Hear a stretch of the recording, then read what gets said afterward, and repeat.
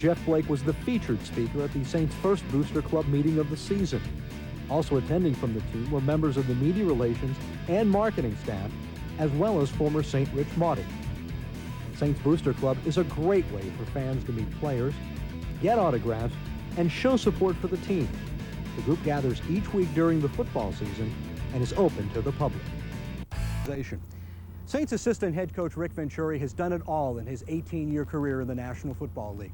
He's been an assistant coach, he's been a defensive coordinator, and he's been a head coach.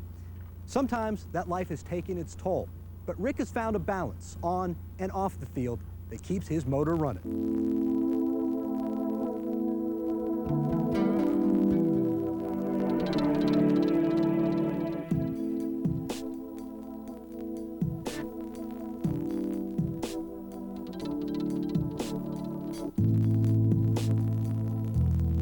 Rick Venturi has given 33 years of his life to coaching football.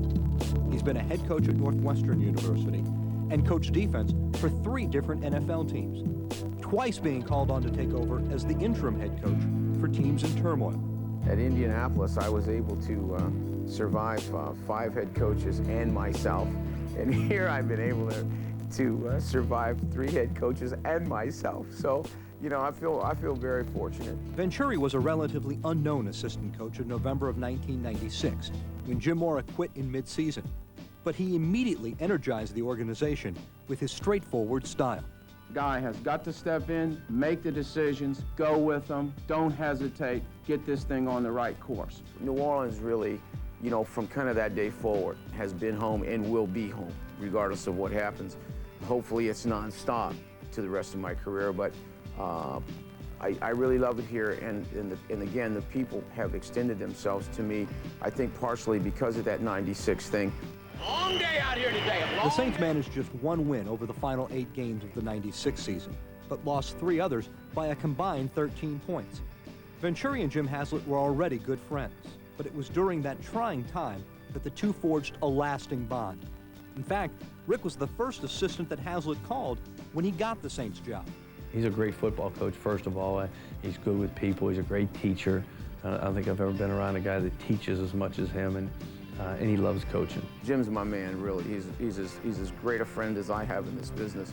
He used to visit me when I was a defensive coordinator at Indianapolis, and he was a young guy starting out in the World League, and I saw his passion, his obsession for the game, his knowledge. I mean, I coached against him as a player. And then when we got back together in '96, and I was working for him and then as the head coach, I saw right away, there was no doubt in my mind that this was going to be not only a head coach, but would eventually be a great head coach in this league. Rick Venturi's home is filled with memories of a life well lived. The game balls tell the story of a career dedicated to the game of football. But what we don't see among the pictures and displays is the price that the game asks coaches to pay.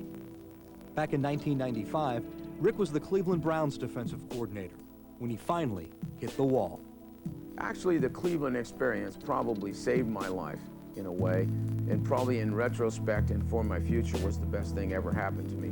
But I was very close to a nervous breakdown. I mean, I was, you know, they called it a brownout, and I got to a point of just frenzy, just literally frenzy, 22-hour days of smoking cigarettes, drinking coffee, you know, and I was wired beyond belief. Basically, the number one thing is I realized who I am. I'm going to be type A.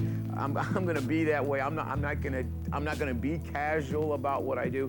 But I learned to live with it, and I learned that when I'm in trouble, what I have to do. I've got to go on that motorcycle ride every once in a while. I got to work out every day. You know, I got to walk from it every once in a while. I got to not internalize every little detail that happens. These days, Rick makes sure to take time for himself. That usually means jumping on one of his 2 motorcycles and just getting away from it all. This is a bike that I've had all the way back to my Indianapolis days, '93. This is a Kawasaki Vulcan, but it doesn't look like the original model. I've had it customized, custom painted. I've done some things myself. I got a Corbin seat out of California. So this is my cruiser. I grew up without hobbies. I mean, I didn't golf, I didn't play tennis, I didn't fish, I didn't do anything but ball. I was raised in a football family. You know, I've always read a lot, but I never really did anything. And the motorcycling, and particularly down here when I can ride year-round, and you know, in Cleveland you rode about 2 months and put them away.